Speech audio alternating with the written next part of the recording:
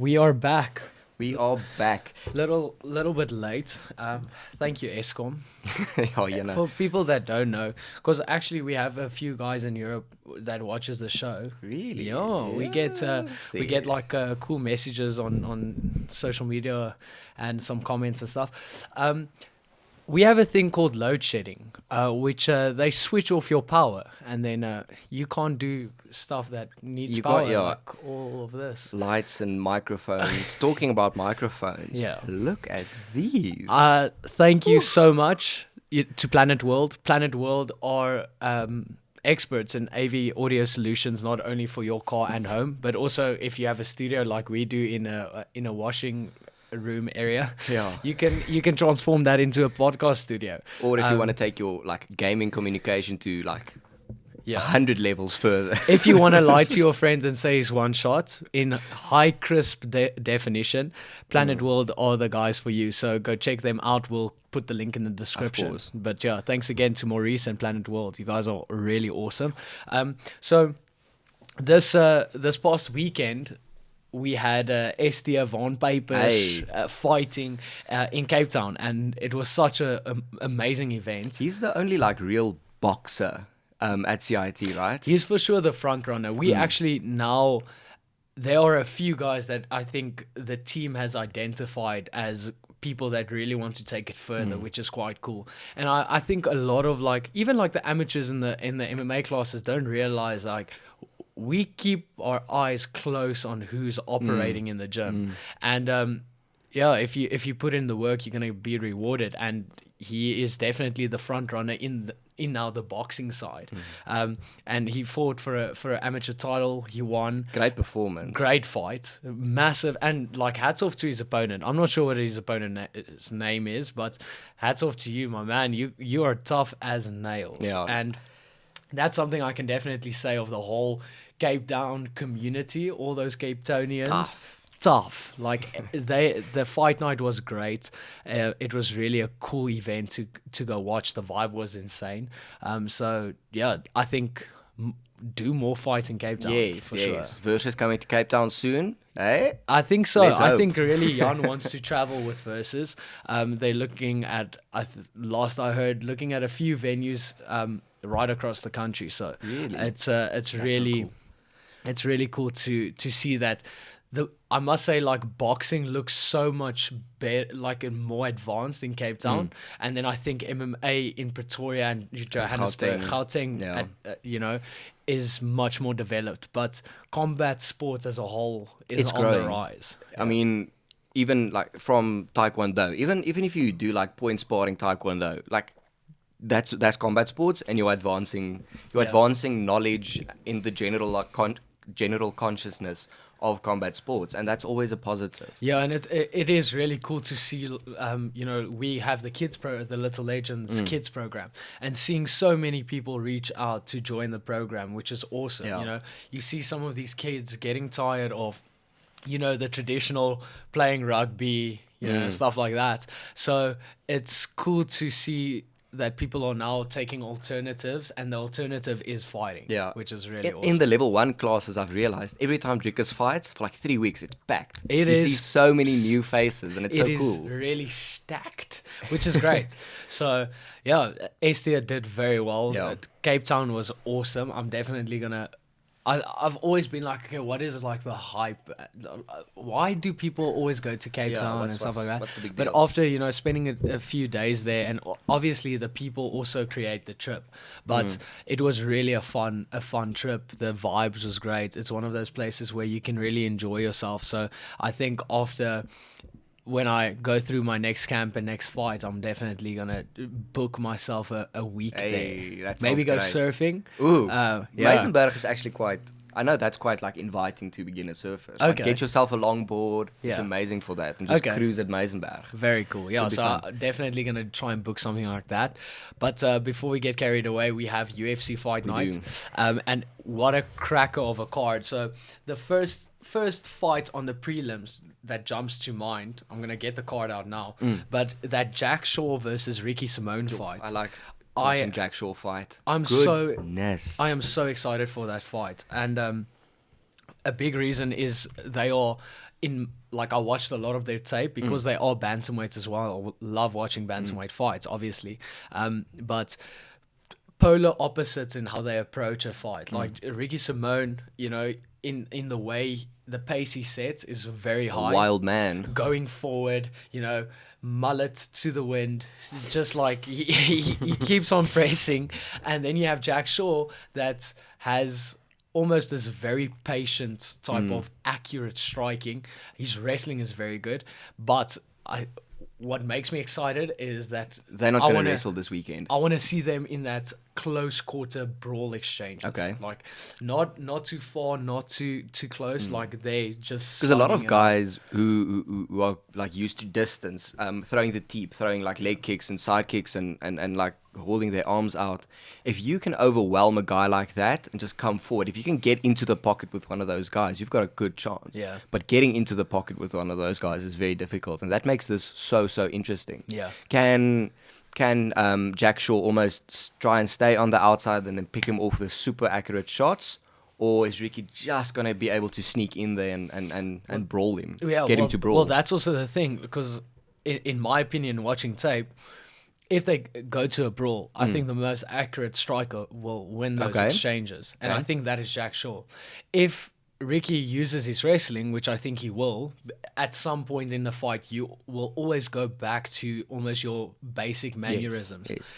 And I think his is wrestling. Like if the stand-up exchange isn't working well, he wrestles. He wrestles. But now you have Jack Shaw, who's a Brazilian Jiu-Jitsu black belt, who doesn't mind fighting off his back and, like scrambling from there. So it's not, I think I've already made up my mind. I think you guys can see I Jack made Shaw. it. I'm going with Jack Shaw. But it's still a very interesting fight because holy shit, Ricky Simone hits so hard. Yeah. He hits like a rocket. So it's gonna be cool to see how that fight plays out. What's always cool to see, like, is if you're a wrestler, if your base is wrestling, and the other guy's like just a world-class kickboxer, you're going to win that fight. The thing is, wrestlers, I mean, you can shoot down. There's always that threat of the takedown. Yes. And that threat is so powerful. And Ricky doesn't have that threat now. Yeah. Jack Shaw is a really good, he's as you said, he's a BJJ black belt. That threat's not going to work on him. And just with that, I think, Jack Shaw is my pick as well. He's so skilled. He is really a good striker. And, I think he's 16-0. Okay. That's And very impressive. he hasn't, even though you can see he looks for finishes, he doesn't mind going to the decision as well, as long as he wins the fight. So will you see some Ricky Simone get tired because of that? Like dragging it out and possible. the pace being high. I don't know. But yeah, that's gonna be Excited. I'm waking up for it. for sure. I'm gonna. I don't watch a lot of the prelim, especially like on a smaller fight night event. But that fight for sure. That Bill Algeo versus Herbert Burns. Gilbert Burns' brother. And he's a featherweight, and I'm going to watch that fight just because Jusha said he did a training session with him, and he really he didn't struggle, but he was like, you have to be super attentive when grappling against that man. So I want to watch that fight. That's Obviously you have to support Burns. I mean, Obviously. CIT and Sanford yes. cross train a lot. So if someone from Sanford fights, you're backing the guy then from you're Sanford. going to back him for sure. And then on the main card, opening up, we have Lauren Murphy and Misha Tate. Misha Tate. I also think Misha Tate. I don't think there's really anything that Murphy does better than Tate. No, I don't think so. Tate's And just so experienced. And she's fit. She's really fit. She fought that Caitlin Vieira in a 5-round fight. And I was really impressed with her output. Her striking, she enters striking exchange. That's the only place I can see her getting caught is when she enters striking exchanges. She doesn't set it up a lot, and she almost opens up her hands before she strikes out of her chest. Okay. So that's the only place where I really can see Lauren taking advantage of. her being caught. But other than that, wrestling, grappling, fitness, I think. Lauren's a boxer as well, if I'm not wrong. Yeah. So, I mean, Tate can always just go back to plan B and Yeah. just wrestle her. Yeah. She's so good. So Absolute pioneer of women's I think, MMA. I think we're gonna go for Tate, and then man, this is a fun fight. Shane Burgos versus Charles Jourdain. This is gonna be a crazy fight. You have Burgos, who is mostly a heavy-handed boxer, you know, and Jourdain is like the super dynamic kickboxer. He mixes Very up creative. his kicks and his punches very well. Jourdain. Also, I agree 100%. I don't think, although there were a lot of good moments in the fight with Barbosa when yes, there Burgos fought Barbosa, but even then, like, Barbosa is also a very dynamic striker, kickboxer. Yes, he kicks so And well. He kicks so I well. love watching Edson kick. I love watching just anyone kick. If if I want to pass just like 10 minutes time Yeah. and have a good time, I go watch like Edson Barbosa kicking compilations. Yeah, exactly. Yo. And Jose Aldo kicking compilations. Yes. Oh, amazing. So Aldo doesn't kick anymore though, which is it's so frustrating. know as why. Because when he fought Peter Yan, yes. I was like, he kicked him a few times and he landed the kicks. And I was like, do that more. Yes. Like, just do it. Like, it's working for you. And also, your dumbass cornerman, can't they see that works for you as well? Even in Aldo's last fight, I forget who he fought, but I can remember. I think it was a 5-round fight. Yeah. I'm not sure, but I mean, like to the end of the fight, he was starting to throw leg kicks, Yeah. and you could see. But he threw like 2 around. He was like, "No, throw do that more. Just do it more. do that. Like a Tanya in a kickboxing class. You just go to cardio Yes, class. do that. So that's going to be an awesome fight. I have Charles Jourdain. I have also Jourdain. I think to Jourdain win. takes it. And I don't know that flyweight fight, but Li Jingliang, the guy that fought Hamzat's last fight. and Muslim Salikov. He got manhandled. He did. Yeah, he did. And now he's fighting a guy who looks like a grandpa, but is has super dynamic striking. He has a shotgun of a spinning back kick. And I mean, And- you've seen some shit if you look at the way he looks. Yeah, Like, yeah. that man looks Yeah, like he's been through wars. He's been through some tough years there in Russia. So And I don't mean like wars and fighting. That man has been to war. yeah, probably with the, yeah. Now, also, you have this guy that his striking is so dynamic, and let's say it doesn't go his way, which I don't think it would, but he can wrestle as well. So He's got a Arabic first name and a Russian second name. So it's like, okay. yeah, it's a guarantee. It's a guarantee this guy knows how to wrestle. Yeah, so I think I'm gonna go with Salikov. He's a really fun guy to watch fight as well. Lee isn't bad. You shouldn't underestimate him. Yeah. Lee is still a very, very talented athlete. But yeah, I think Muslim as well. I think sure. he just has too much for him. And then we have Michelle Waterson versus Amanda Lemos. Don't really know them. Don't really follow them. Yeah. If I'm completely honest. I also haven't done a lot of research. I think I'll go watch some of their fights, and I'm also using those stats, those fight Yes, stats yes. from MMA Play 365. Something like that. They're not a sponsor. We don't need to get the name right. But their stuff is really cool because you can go watch tape and then you can like decide what you want to. Like, I've already decided, okay, just of the fights I've watched, who I'm gonna bet on. But then I can almost just like double check myself by checking the stats as well. Yes. And then I can make my final decision. So I'm pretty sure I'll do my final decisions in like by tomorrow and then post them. So if you guys want to comment your predictions of the fights, especially for this weekend, and let's play some bets and hopefully make some money. Yes, because don't parlay. that's fun. That's my issue. I think Parlays are quite hard. I'm really sure. I think if we take the bets from today and just go 1-1-1-1-1-1-1, Yeah. I think you'll be up. Yeah, You'll of course. I think you would be up. But if you parlay also them the all, odds. That's Exactly. the thing. You want this Exactly. cocktail of being right. You know, like I've got 6, long-term 7, bets. 8. Yeah, I've got you've long-term said- bets. Like 3 months ago, I bet on. I had Volkanovski now. Yeah. I had Dricus now. Yes. I had Blachowicz Okay. way back in the So day. you're on a good track. I'm on a good I track. think you have one left. I've one left. It's not on this fight card, but It's I've the got, next one. Yes, Aspinall yes, yes. Blades. Yes. Is it that one? I've got Oh no. You got Paddy Pimblett's opponent. Pimlet, yes. I've got Pimblet Jordan losing. Levitt. Jordan Levitt winning. Yeah. Because obviously I do. He's like a ×3 underdog. Okay. I think those are good odds for him, Yeah. honestly. But that's like a ×15 parlay. So Okay, come on. great. Come Yeah. on. But I'm Come on, Jordan. I'm gonna actually do a bunch of multiples. Okay. One big multiple. Then I'm gonna also do one where I decide if there are finishes or not. Okay. Because I think this is a type of card where I think you're gonna see a lot of finishes. Okay. I do. Hopefully, I don't get jinxed. Do you but think Tate's going to finish? No. That's the one thing. That's the one I would say no to. Tate by decision? Yes, for sure. I think Jordan Jordan. Burgos, I think they might go to decision. That's where, but see, that's the fun one. That's where I can revert back to the stats. I think Jordan's going to catch him. I think Jordan by TKO or KO. Yeah, but I can now divert back to the stats where they compare that. So that's going to be fun. But I think Muslim Salikov finishes. Finishes, yeah. I think. I think we'll get to the main event now, but I think there's going to be a finish as well. Ricky Simone and Jack Shaw, I don't think there's going to be a finish, but I think it's going to be a freaking close fight. So this is where you can almost make your picks and then use the stats to decide if you're going To just like to confirm that decision. you're right, obviously. Yeah, obviously. So But we have to get to the main event.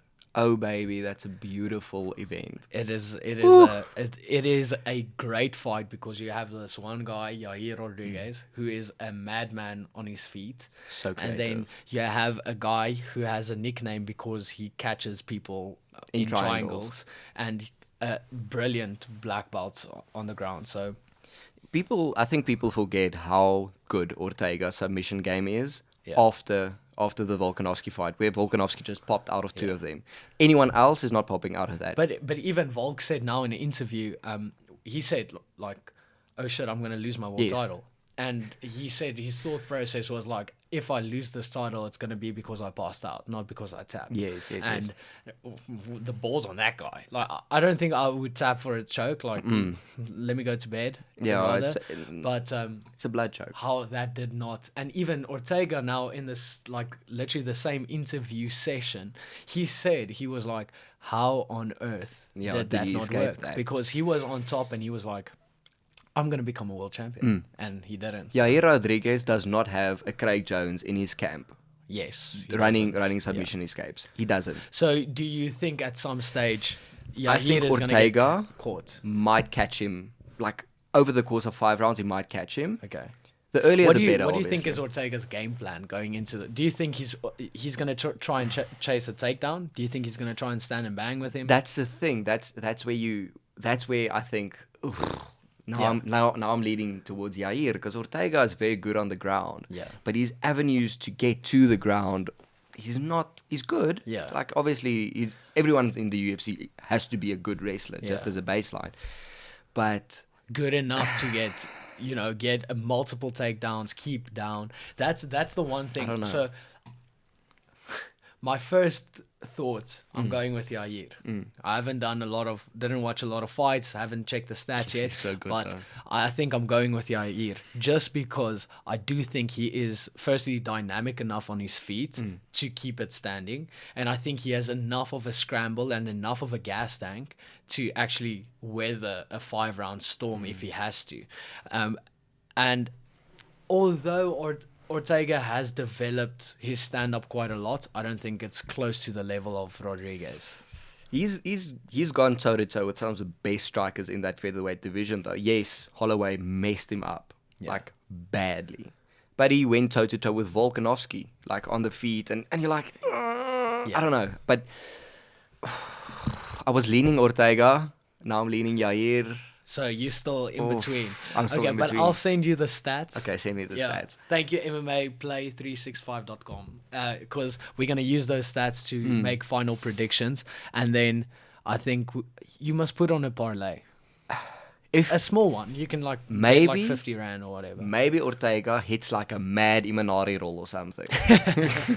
Maybe. Have you seen his scissor takedowns? Yeah. It's very, very impressive. It's impressive on camera. It is. Like, as he landed it in a fight. No. No, he has not. It's like that shit you try and then you like, hurts an ankle or something like that. So Yeah. it's never like the things you try in a fight. No. It's like those fireman's carries. Oh, Like you really try. I've hit training. one in a grappling competition. That's I've hit a great. fireman's carry. That's sick. But yeah, I wouldn't.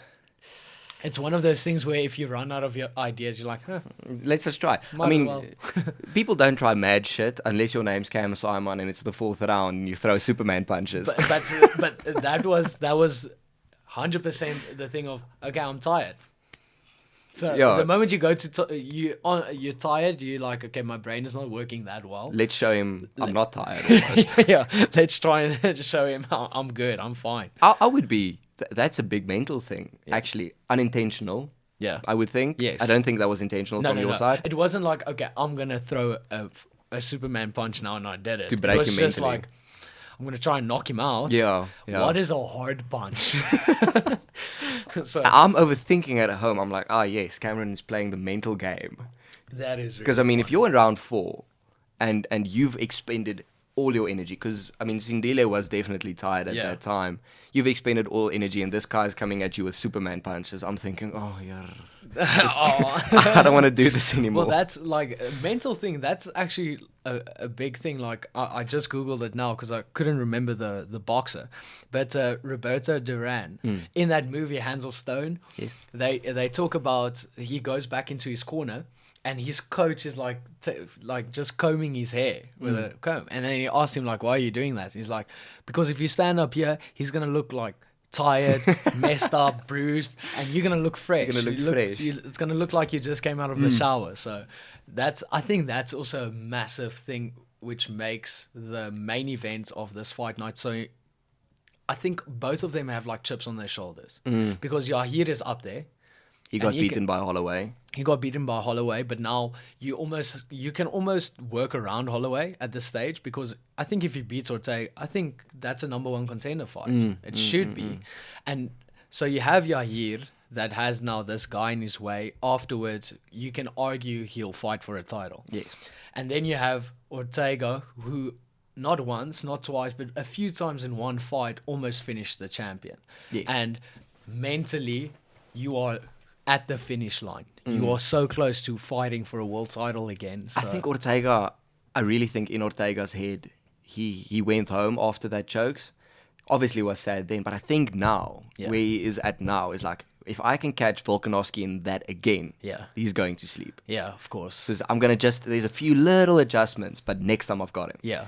And I really think he believes he can go all the way again. I also do think he is working towards that, and that's what makes this fight so cool. Is like both of them think they're there. So now they are just standing in each other's ways, which is awesome. Yair and Ortega.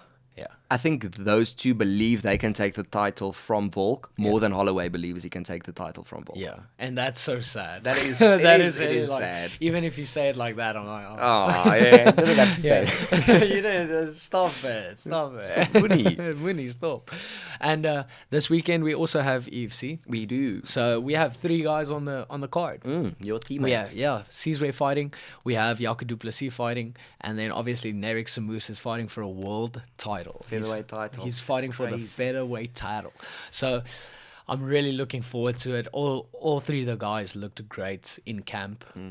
So yeah. And I mean, you've said hundreds of times before, Nerik could be one of the best featherweights in the world. He is scary good. He can be. Like, it's so, I've said it a few times, it's so frustrating to train against him because he's that good. So if he can look 80% in the cage of what he looks like in training, he'll be fine. Yeah. He'll get it. And he's an underdog as well. He's like a plus 200 underdog. Exactly. So and you know, like, that's also fair. You need to pay the former champions dues. You know, like Cabeza is a killer. Is a great champion, and he is a great, you know, opponent for Nerik. So that's also a great fight because Nerik is so well rounded. I would say like Cabeza isn't as well rounded as Nerik, but I think like Cabeza has this great wrestling and great control, which helps a lot, obviously, in an MMA fight to neutralize your opponent and either drag it out or catch him in simple something. mistakes. And now you have Nerik, who has really improved on his stand-up. His wrestling has always been great, and I think that's where people are not rating him as high. I think his wrestling is as good, if not better, than Cabeza's, Okay. especially in MMA. If So, you add punches and This is all one of that. those things where, in your opinion, Cabeza doesn't really have anything for Nerik. Yeah. So that's always nice. Yeah, yeah. When it that is. guy's strongest point is weaker than just one of your game. Yeah, of like one of course. your tools. Yes, if I can say it like exactly. And that's how I feel about the Rodrigues Ortega fight. It's like one of the things Ortega, like Yair, should just not go to the ground. That's Yeah. one thing. The rest, wrestling, scrambling, dynamicness, aggression, cage control, all the other fitness, I think Yair can match him or beat him in that. So it's It's weird. it's gonna be Brain says Rodriguez, heart says Ortega. That's where Yeah. I'm at. Yeah. Because I mean, Volkanovski is obviously he's an amazing wrestler. Yeah. And then he just once went on his back for half a second and Ortega was on him. Yeah. And you have to think, is that going to happen in this fight? And then you have to think again, is one of those crazy spinning elbows also going to land in this fight? So I really have no idea. And then Yaku also made weight. He is all of the guys made weight. Yaku's fighting at middleweight, and now after having a guy pull out the day of the weigh-in or like the day before, which was very That's unfortunate. crazy. I think he's really gonna go in there and hurt someone. So I can't wait for I that. always thought, I was always like thinking, is Yaku Duplessis related to Rodriguez? He's not. Even like the Record newspaper said, die derde Duplessis brother is fighting.